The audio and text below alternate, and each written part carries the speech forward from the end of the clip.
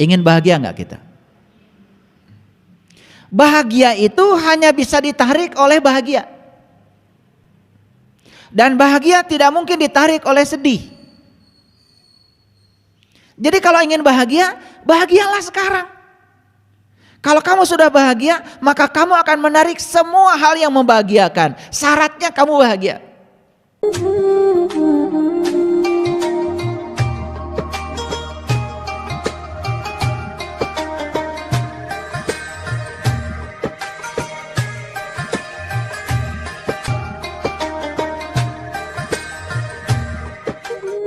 Hukum karma yang pertama adalah aksi reaksi. Lihat saya semuanya.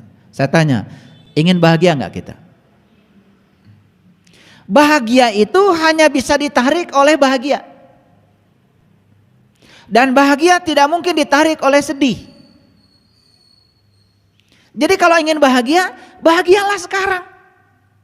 Kalau kamu sudah bahagia, maka kamu akan menarik semua hal yang membahagiakan. Syaratnya kamu bahagia.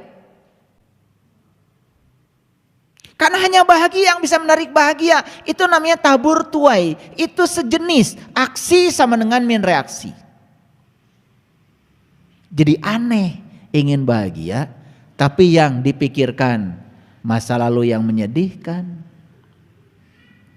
Yang dibicarakan hal yang tidak menyenangkan. Yang dikeluhkan adalah hal yang tidak mau kejadian. Aneh enggak? Ini karena tidak mengerti mekanisme tabur tuai. Itu yang disebut dengan like attracts like. Yang serupa menarik yang serupa. Ada yang punya utang di sini? Sebenarnya saya malas nanya karena gak ditanya juga pasti pada punya utang. Cuman ini supaya kelihatan tanya jawab aja. Makanya saya tanya. Saya tahu sebetulnya nggak usah acungkan tangan, pada punya utang. Terutama utang pada Allah. Itu yang tidak boleh dibawa mati. Kalau utang ke BRI, ke BCA nggak apa-apa. Nanti juga yang dikejar yang hidup. Ada rumah sisa ntar juga disita, nggak apa-apa, nggak apa-apa. Tapi utang kepada Allah nggak bisa diwakilkan, harus dibayar oleh kamu. Tapi saya mau berbicara utang yang biasa, utang uang misalkan. Ada nggak sekarang kata utang di otak kita? Ada nggak? Selama kata utang ada di otakmu, selama itu yang akan datang adalah utang baru. Karena utang menarik utang. Banyak yang tidak percaya sama saya, dianggap main-main omongan saya ini. Padahal pikiran ini energi. Kalau energi itu getaran, kalau getaran frekuensi. Makanya setiap energi akan bisa menarik energi baru. Karena itu hukum tarik menarik. Ini sains, bukan ilmu nujum. Sekarang, gimana caranya melunasi utang? Cara yang pertama mengganti kata utang di otak dengan keberlimpahan. Ganti dulu. Ganti kata utang di otakmu dengan keberlimpahan.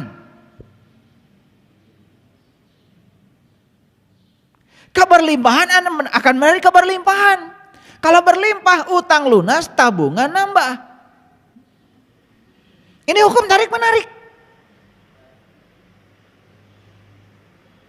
Makanya yang suka ngomong hidup adalah susah dan penuh perjuangan. Kalau di otakmu itu yang ada, maka susah akan menarik susah. Perjuangan akan menarik perjuangan. Jadi hidupnya itu selalu saja susah dan penuh perjuangan. Ingin teh manis saja susah dan penuh perjuangan coba. Makanya mengubah nasib adalah mengubah pikiran. Makanya syarat pertamanya apa? Ganti kata susah dengan mudah. Pernah perjuangan ganti dengan menyenangkan. Coba ganti di otakmu dengan hidup itu mudah dan menyenangkan. Percaya sama saya, kalau sudah diganti kata di otaknya like attracts like. Itu namanya tabur tuai. Ini mekanisme semesta itu seperti itu. Cuman kita nggak ngerti, mengubah nasib malah kerja keras. Saya lihat itu ada di WA grup kita itu, pejuang subuh. Ya Allah. Siapa tuh orangnya? Pengen kenal saya itu. Pejuang subuh. Berarti dia subuh aja harus berjuang. Artinya bangun saja penuh perjuangan kan repot. Betul nggak? Hati-hati dengan kata-katamu. Like attracts like. Paham? Yang kedua, mekanisme karma bekerja itu adalah menurut aturan penciptaan. Siapa sang maha pencipta? Pikiran kita. Oleh karena itu maka kita harus ikut berpartisipasi dalam mengkreasi proses penciptaan yang baik. Itu yang disebut dengan mengubah nasib. Aturan karma yang ketiga adalah kerendahan hati. Karena apa? Perhatikan saya. Sepanjang kita menolak yang tidak kita inginkan, maka yang tidak diinginkan akan datang berulang-ulang sampai kita bisa menerimanya. Itu. Aturan yang keempat, karma ini ada sebagai proses edukasi untuk bimbingan agar kita bertumbuh. Bertumbuh berarti berubah. Siapa yang tumbuh? Yang tumbuh itu jiwa. Tumbuh apanya? Tumbuh kedewasaannya. Oleh karena itu maka pertumbuhan tubuh tidak dikategorikan sebagai sebuah pertumbuhan. Karena pertumbuhan itu sebenarnya adalah pertumbuhan jiwa. Karena tubuh itu nanti juga pada akhirnya akan selesai. Diganti tubuh yang baru. Tapi jiwa harus terus bertumbuh. Jadi biar kita hidup di tubuh mana, di tahun mana, di ruang waktu yang mana, sepanjang kita diberi tubuh, sepanjang itu pula jiwa kita akan bertumbuh. Kalau mau belajar. Karena banyak yang hidupnya sudah berulang kali di semesta ini tidak tumbuh kedewasaannya karena tidak mau belajar. Selanjutnya hukum karma itu punya aturan tanggung jawab. Apa artinya? Kita dididik oleh semesta untuk bertanggung jawab. Oleh karena itu sadari, kita tidak menanggung karma orang lain. Kita hanya menanggung karma kita sendiri. Oleh karena itu gak perlu usil, gak perlu komentar kepada apa yang dilakukan orang lain. Karena Anda tidak menanggung karma orang lain. Pakewuh yang kita lakukan selama ini, ya, ngomentari orang, menghakimi orang karena kita tidak mengerti. Anda tidak pernah menanggung karma yang dilakukan oleh orang lain. Karena apa? Karma itu tidak perlu pakai Google Map untuk tahu alamat pembuatnya. Jadi tenang aja. Selanjutnya adalah fokus. Karena pikiran itu tidak bisa paralel, maka alangkah baiknya kalau kita selalu fokus kepada hal baik supaya yang datang adalah hal baik. Karena begitu kita fokus pada hal buruk, apa yang terjadi? Pikiran menciptakan perasaan. Perasaan menciptakan realita. Realita yang buruk menciptakan pikiran buruk, menciptakan perasaan lebih buruk lagi, menciptakan realita yang lebih buruk, dan itu akan terperosok kita dalam lingkaran keburukan yang semakin dalam. Nah, kalau sudah paham itu, maka kita akan mulai bisa mengurangi sedikit penderitaan dalam kehidupan. Karena mekanismenya sudah kita pahami. Oleh karena itu yang pertama, pesan saya, perhatikan, kenyamanan adalah penjara untuk kebebasan dan musuh bagi pertumbuhan.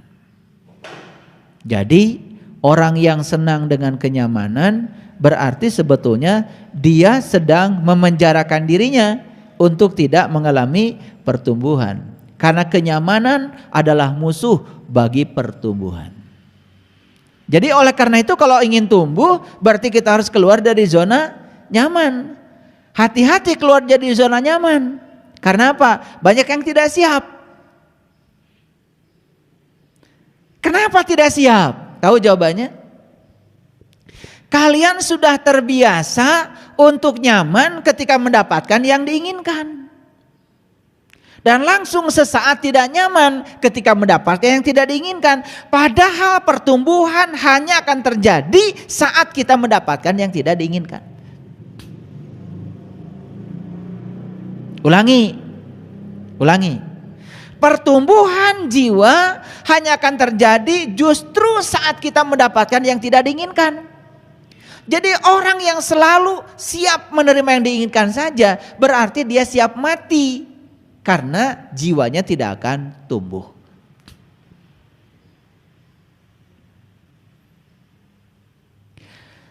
Ketika kita melangkah maju menuju pertumbuhan,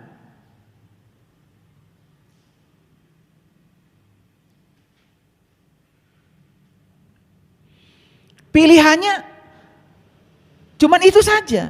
Daripada kita melangkah mundur ke tempat yang aman.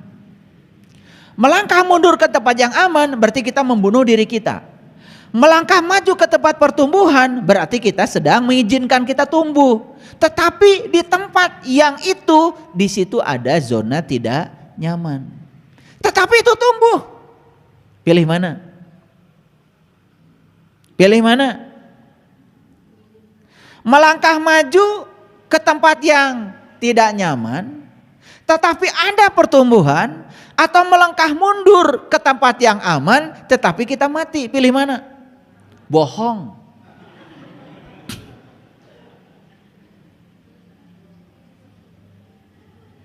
Bohong. Yang terjadi nggak begitu.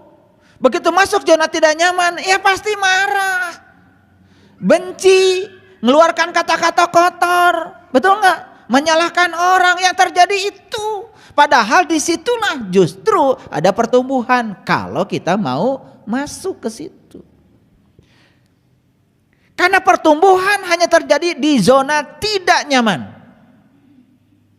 Makanya pertanyaannya, mau melangkah maju ke zona tidak nyaman tapi tumbuh, atau melangkah mundur ke tempat yang aman tetapi tidak tumbuh? Pasti jawaban kamu yang kedua. Yang pertama maksud saya. Kenyataannya yang kedua, maksudnya begitu.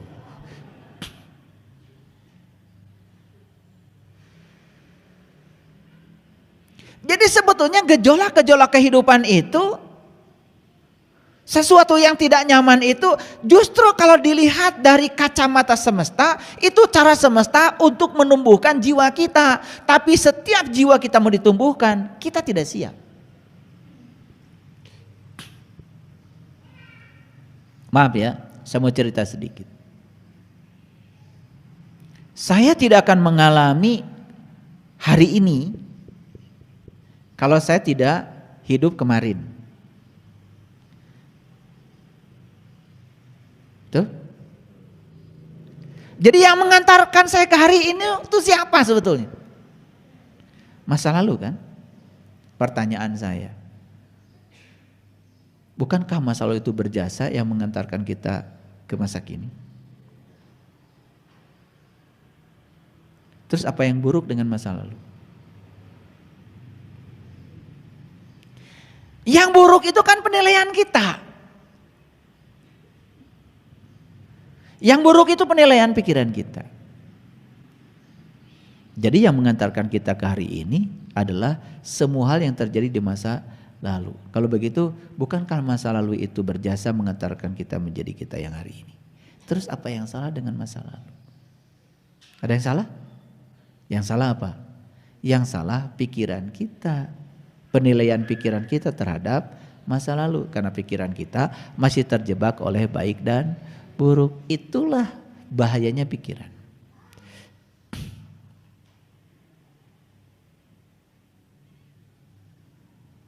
Oleh karena itu, manusia memerlukan 4 pelukan sehari untuk hidup.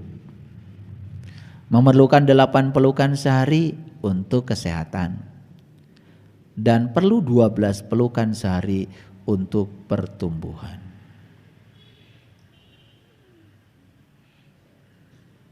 4 nggak dapat. 8 komo. 12 mah apa lagi.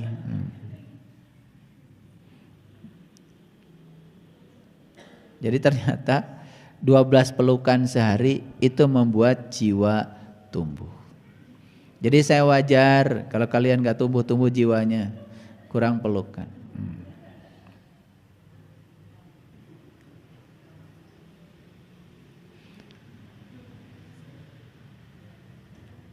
Pernah gak lihat pohon, tapi dia itu tidak bebas? Tumbuh gak? Misalkan ruang kosongnya itu gak ada buat dia tumbuh. Karena apa? Di atas ada pohon lain, pinggir ada gawir, tanah, kan gitu. Pernah nggak melihat pohon yang pertumbuhannya tersendat karena begitu banyak penghalang? Karena dia tidak bebas untuk tumbuh. Pernah lihat? Ya. Saya habis nanam kopi sama Kang Ujang di Jelekong, di gawir. Nah, di taman kopi di sini, tapi di sini ada tanah. Kan saya nyuruh pegawai di sana, tolong ya dilingkari tanahnya supaya dia bisa bebas tumbuh. Jadi ternyata syarat untuk pertumbuhan itu harus ada kebebasan. Pohon saja kalau tidak ada kebebasan tidak tumbuh. Yuk kita sadari. Selama ini kita tidak sadar sering memenjarakan diri sendiri, bahkan memenjarakan orang lain supaya mengikuti pikiran sempit kita. Dan hati-hati, itu yang membuat kita tidak tumbuh.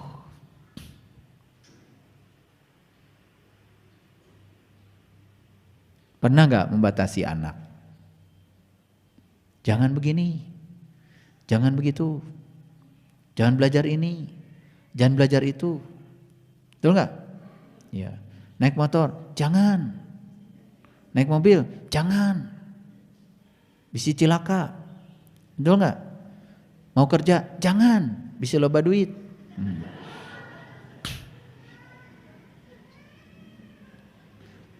Makin dikerangkeng, makin tidak tumbuh.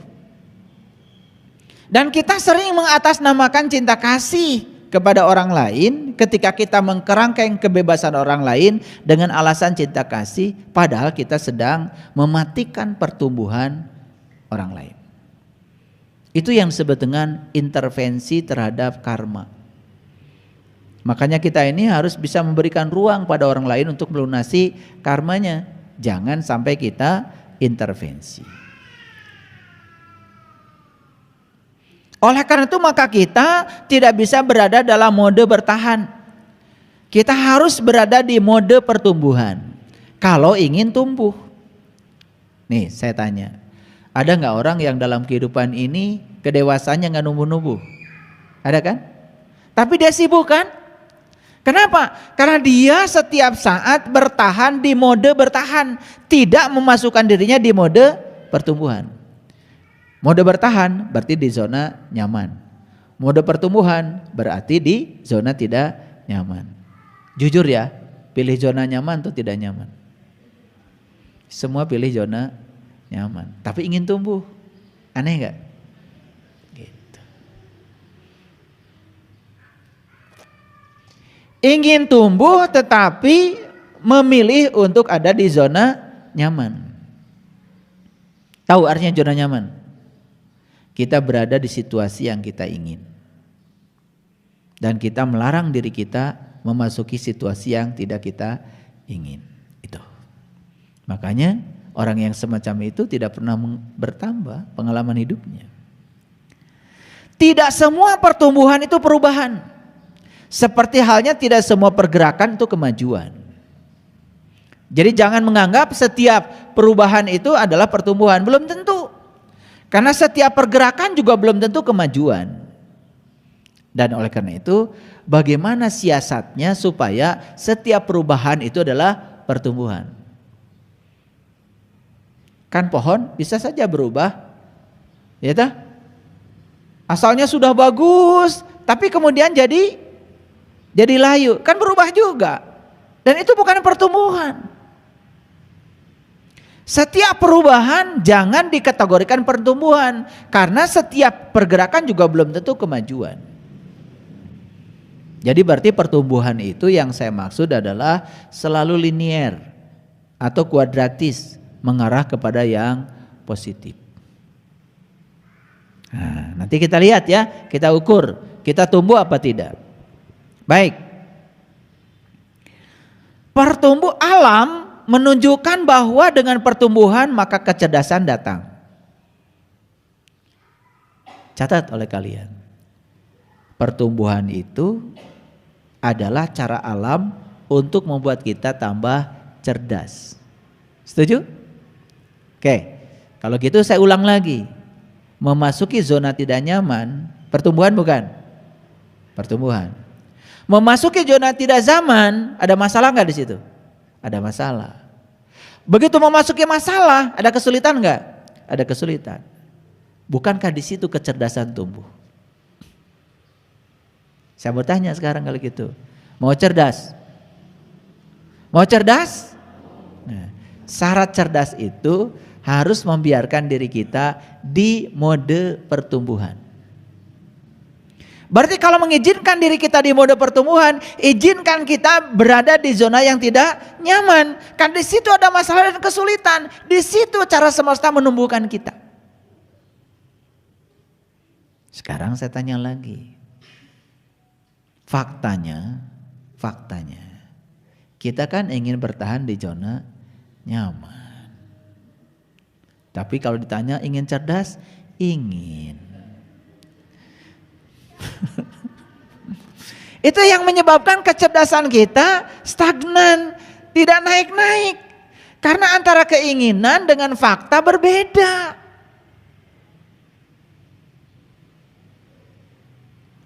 Jadi alam ini mengajak kita untuk bertumbuh supaya kita cerdas. Karena kecerdasan diperlukan untuk meningkatkan kapasitas kita ketika kita menemukan rasa sakit.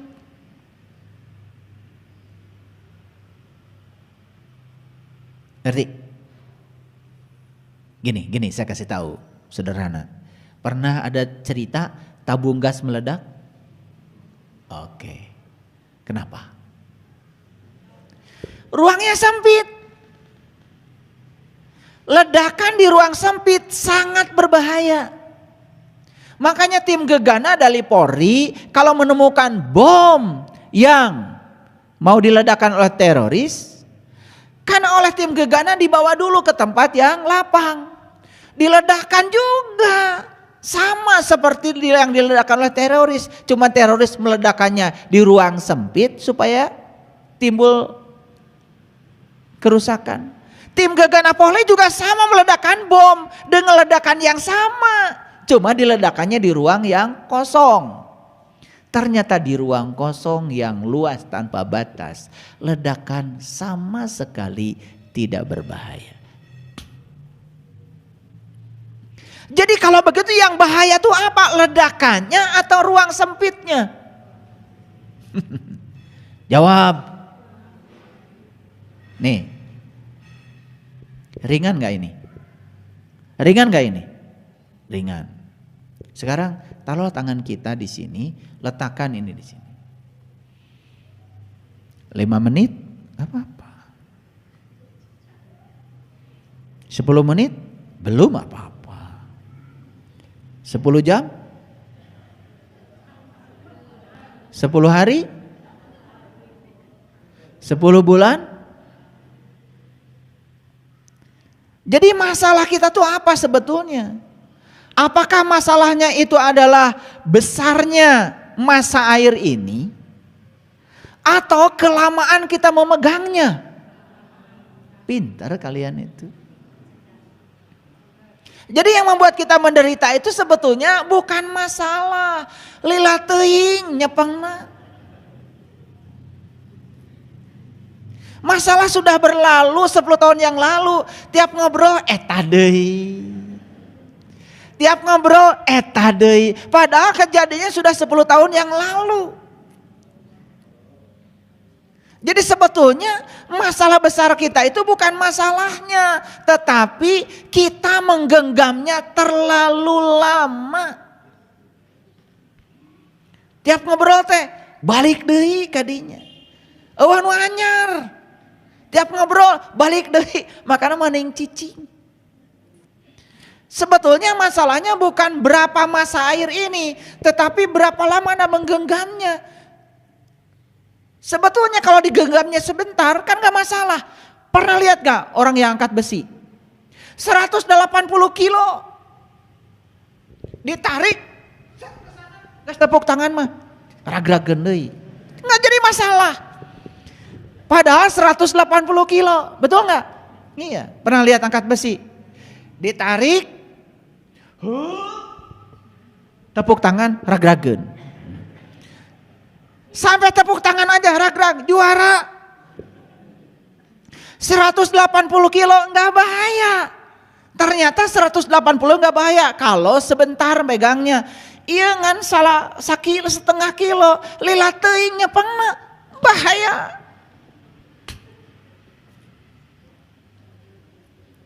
Makanya itulah kita sering mengizinkan kita tuh balik deui ke masa lalu, balik deui ke masa lalu.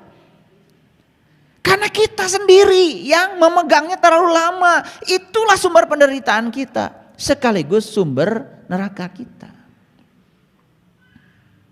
Mengingat masa lalu itu penting. Bagus. Kalau itu ilmu. Tapi kalau mengingat kejadian yang sudah berlalu dan itu menyedihkan. Gak penting amat. Karena itu akan membuat kita selalu sakit. Ulangi. Ingin cerdas? Ingin. Caranya izinkan diri kita berada di zona tidak nyaman. Supaya apa? Supaya tumbuh. Di zona tidak nyaman ada masalah? Banyak. Kesulitan? Ada. Bukankah dulu waktu di sekolah kalian jadi pintar karena kebanyakan mengerjakan soal? Masih ingat kan? Kalian sudah belajar matematika, kan sama guru matematika dikasih soal, 100 soal. Ketika mengerjakan soal jadi mulai pinter kan? Soal itu apa? Kan soal itu masalah. Makin dibanyakin masalahnya, itu adalah cinta kasih guru pada siswa, supaya siswanya cerdas. Jadi cara semesta menyayangi kita itu dibanyakin masalahnya, kalau kamu mau. Makanya izinkan dirimu di zona tidak nyaman supaya tumbuh, kan disitulah masalah ada. Cerdas bukan? Nah, awas ini dicatat sama semesta. Selesai dari sini kalian pulang ke rumah langsung diproses. Saya doakan ya. Awas, yang doa saya ini. Saya doakan kalian cerdas, ya kan? Berarti doa saya kalian setelah ini masuk zona tidak nyaman. Ingat itu. Ketika masuk zona tidak nyaman, ingat saya. Oh, ini sedang dicerdaskan oleh semesta. Ingat itu, sadar, sedang dicerdaskan. Itu cinta kasih semesta. Gak ada yang buruk. Gak ada yang buruk. Nah, begitu cerdas, apa yang terjadi? Kapasitas kita untuk menampung rasa sakit itu menjadi besar. Akibatnya apa? Rasa sakit menjadi tidak bahaya dan tidak menyakitkan karena kapasitasnya besar. Jadi ledakan hanya berbahaya kalau ruangnya sempit. Makanya dalam fisika proses meledaknya sesuatu disebut proses isohorik. Nah, isohorik itu artinya apa? Volume konstan. Suatu proses yang berlangsung di mana volumenya konstan itu namanya isohorik. Perhatikan. Ruang bakar mesin mobil itu tidak pernah membesar. Begitu ada bensin dikompresi di ruang bakar, karena prosesnya isohorik, ledakannya luar biasa. Itu yang menyebabkan ya piston terdorong dan memutarkan ban. Pernah dengar nggak? Ada truk di jalan tol meledak bannya, pernah? Kenapa? Dia bergesekan terus dengan jalan, terjadi transformasi kalor dari jalan ke ban, kemudian terjadi peningkatan tekanan, Sementara volume ban kan tetap. Disitulah terjadi ledakan. Jadi ledakan itu terjadi karena apa? Energi terus bertambah, volume tidak bertambah. Jadi itulah terjadi ledakan. Gelo, depresi, stres, akibat apa? Masalah tambah banyak, kapasitas untuk menampungnya tidak pernah berubah. Ngaji ente, belajar kesadaran tidak, akibatnya apa? Pengetahuan eta-eta kene, ari masalah tambah loba, kapasitas tidak bertambah, cerdas mah komo teu nambah. Apa yang terjadi? Ya udah, gelo. Jadi sebetulnya gelo itu akibat dari kapasitas tidak pernah bertambah. Jadi sebetulnya yang menyebabkan orang depresi itu sebetulnya bukan masalahnya. Kapasitas dia untuk menampung masalah tidak berubah. Itu sebetulnya. Itulah pentingnya kita ketemu seperti ini, belajar tentang kesadaran. Setiap ketemu saya kapasitas ditambah. Begitu ada masalah gak kerasa karena kapasitas nambah terus. Bayangkan masalah tambah banyak, kapasitas tidak dirubah. Terjadi proses isohorik, ledakan tidak bisa dihindarkan lagi.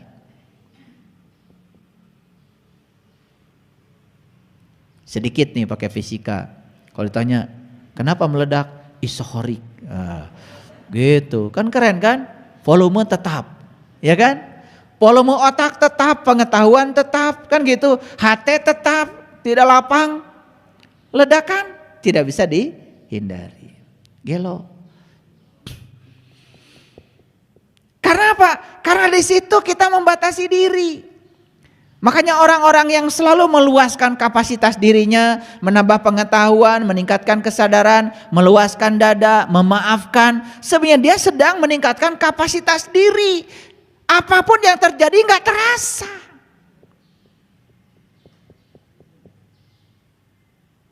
Paham ya? Oke.